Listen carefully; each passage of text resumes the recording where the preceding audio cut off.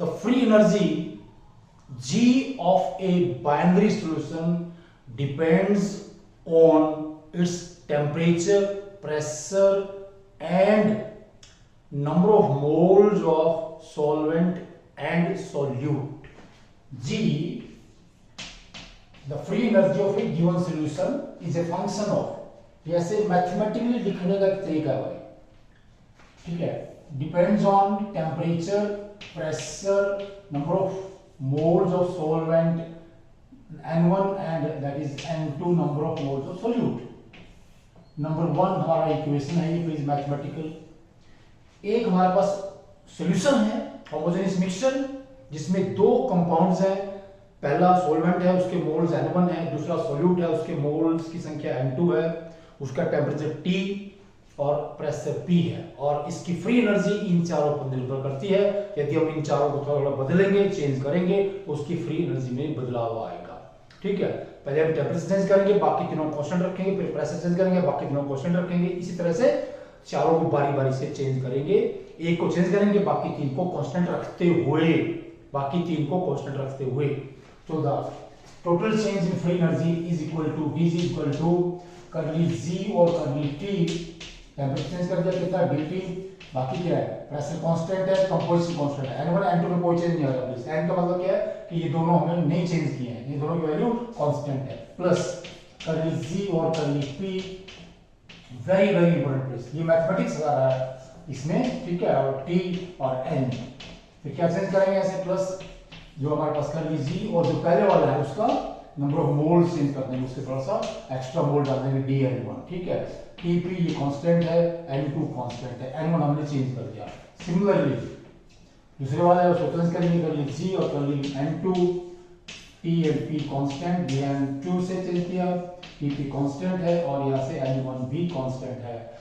तो इक्वेशन 2 जो बन गया आपका, यहाँ पर प्लीज देखिए, इक्वेशन 2 बन जाता है ऐसे, equation 2 gives us the total change in free energy of the binary solution on changing temperature, pressure and amounts of both components slightly. Okay, so what we are doing, we are changing the amount of one variable by keeping amounts of all other constant. मतलब एक को change करेंगे, बाकी तीन को constant रखते हुए, और ये बारी बारी से सिंपल करते हैं, और यहां से क्या है, that is the total change in free energy. Now if temperature and pressure remain constant, यदि हम टेम्परेचर प्रेशर को चेंज ना करें तो dp 0 हो जाएगा, यहाँ से तो dp 0 है, ओके, और dt 0 हो जाता है, dt 0 हो जाता है। फिर जो इक्वेशन आपकी दो है क्या बन जाती है, देखिए, तो ये 0 हो गया, ये भी 0 हो गया, dg is equal to that is your curly g curly n1 dn1 Tp constant रहा, N2 कांस्टेंट है, plus curly g curly N2 that is your dn2 Tp, और यहाँ पे क्या भी आपका N1 कांस्टेंट है। ये इक्वेशन आ गई आपकी नंबर 3 इक्वेशन बन जाती है, ये dg। ओके, और यहाँ से प्लीज ये देखिए, ये क्या है, इसमें पार्शियल मोलर फ्री एनर्जी है। यहाँ पर अगर dn1 को छोड़ दें, this mu the G1 bar partial molar free energy of component 1 is equal to mu1। इसको हम क्या है, केमिकल पोटेंशियल कहते हैं। पहले कंपोनेंट के लिए है, सोलवेंट के लिए है, यहाँ से प्लीज क्या क्या परिभाषा है इसकी, इक्वल टू कर्ली G और curly N1, right, Tp constant है, N2 भी कांस्टेंट है।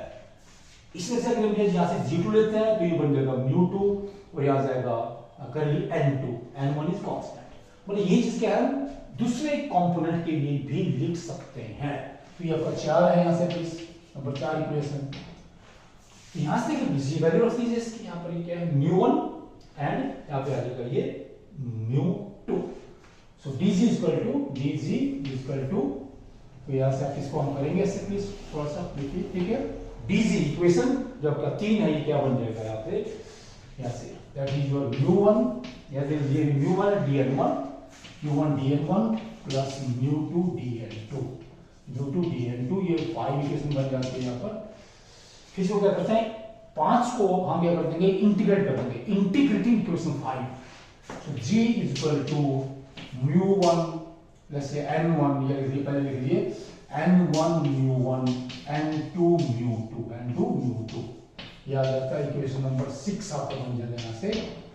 अब क्या करेंगे, इसका कंप्लीट डिफरेंसेस करेंगे, डिफरेंशिएटिंग इक्वेशन 6 कंप्लीटली, और can say total differentiation of this क्या आ जाएगा, dg is equal to n1 d mu1 plus mu1 dn1 plus n2 d mu2 plus mu2 dn2. Okay, ये आपका इक्वेशन हो जाता है 7. अब 5 और 7 कंपेयर करिए प्लीज. जो 5 और 7 है ना, इनको कंपेयर करेंगे. 5 और 7 को कंपेयरिंग इक्वेशन 5 एंड 7.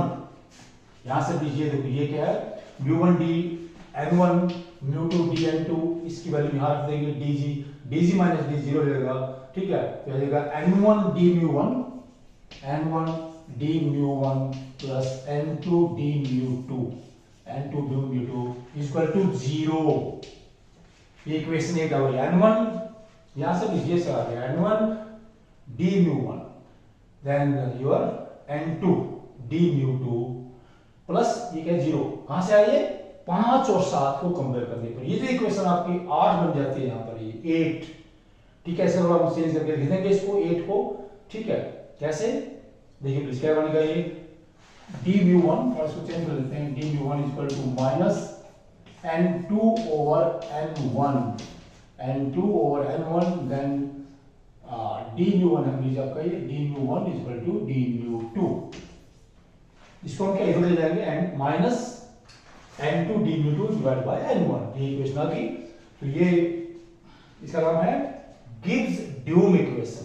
ठीक है, अगर ये आपका 8 है तो ये 9, ये दोनों को ये आप 8 कह सकते हैं. जैसे इसको ले लेंगे हम. ठीक है, इसको हमने रीअरेंज किया, ये भी क्या आपकी गिब्स ड्यूम इक्वेशन है, इसको इस फॉर्म में ले जाए तो ये भी वही इक्वेशन है. सिंपली क्या किया, हमने इसको रीअरेंज किया है. लेट्स से दिस 8, इक्वेशन 8 क्या करती है इक्वेशन 8, देखिए प्लीज. इक्वेशन 8 यहां से देख लीजिए, ये भी इक्वेशन 8 ही कह सकते हैं आप.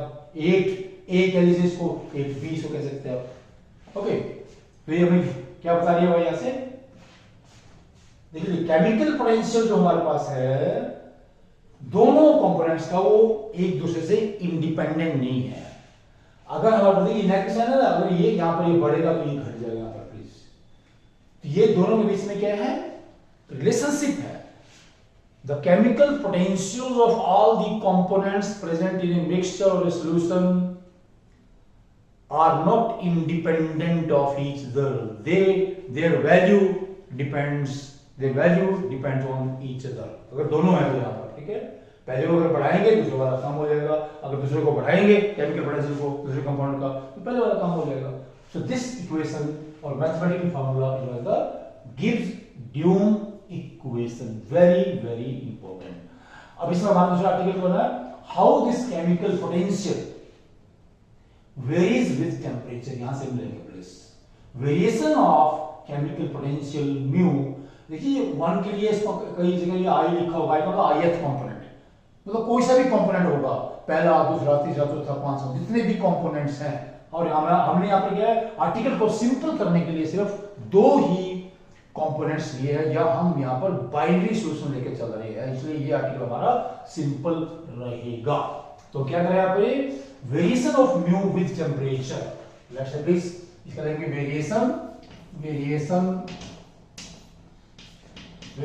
ऑफ म्यू विद टेम्परेचर, मतलब जो केमिकल पोटेंशियल है टेम्परेचर चेंज करने से कैसे चेंज होता है. Let's see this. Okay please.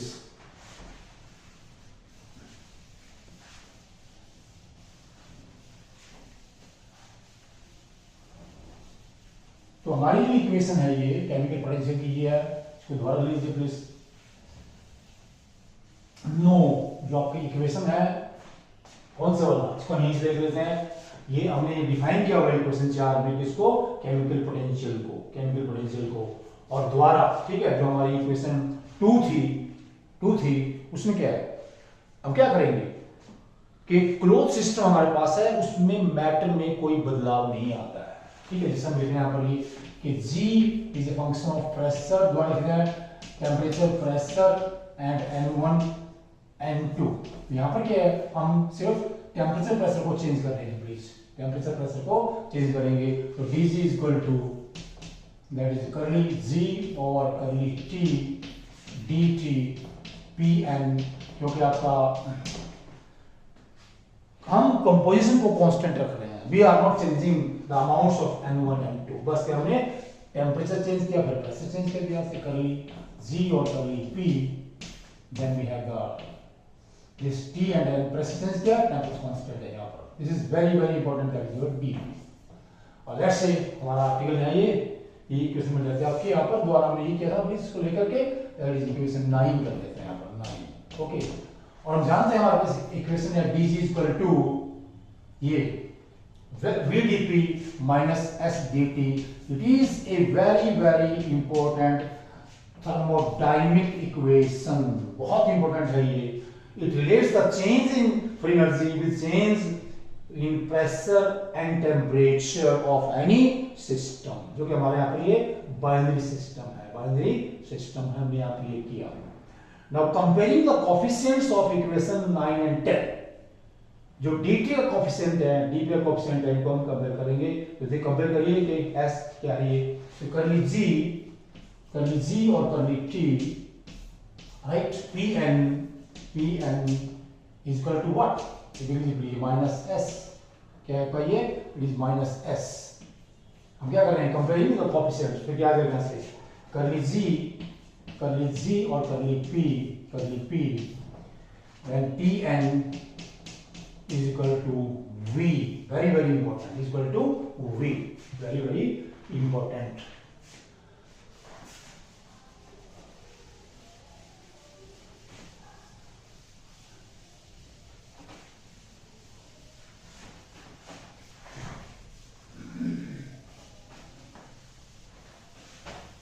अब हमारे पास इक्वेशन 4 भी है, और हमारे पास क्या है ये इक्वेशन, हमारे पास जो आपका यहाँ से आ रहा है ये, लेट्स सी, ठीक है। दूसरी इक्वेशन 10 है आपकी, ठीक है, ये वाली, तो इसको हम कह देंगे 10a 10b, यहाँ से लीजिए 10a जो पहले वाली है, एंड 10b, इसको लिखेंगे 10b ऐसे करके, ठीक है, वेरी वेरी इंपॉर्टेंट। अब हमारा एम क्या देखिए please, how chemical potential of any component in a solution changes or varies with change of temperature, temperature को चेंज करने से। यहां से देखिए, इसको करेंगे यहां से डिफरेंशिएटिंग दिस इक्वेशन, ऐसे μ1 is equal to with respect to temperature, ऐसे लिखा करली μ1 और करली t is equal to करली स्क्वायर g, I have करली t, करली n1, right, tp n2, right, yeah, I forgot this, and let's say it is 11, and differentiating this equation with respect to first component, that is n1, याद रखिएगा, करली square g और curly n1 करली t p f, ठीक है, कैसे लीजिए please p, और यहाँ पर टेम्परेचर कांस्टेंट नहीं है प्लीज, इसमें हमने ये जो इसमें डिफरेंशिएट करना है यहाँ पर, ठीक है। p is equal to that is your minus curly s और curly n1, that your p and n2, p and n2, क्योंकि हम यहाँ पर क्या कर रहे हैं, इस इक्वेशन को यहां से पहले से देखिए, यहां पर जो लिया है ये ऐसे इक्वेशन है, ये यहां से देख लीजिए, ये अलग है।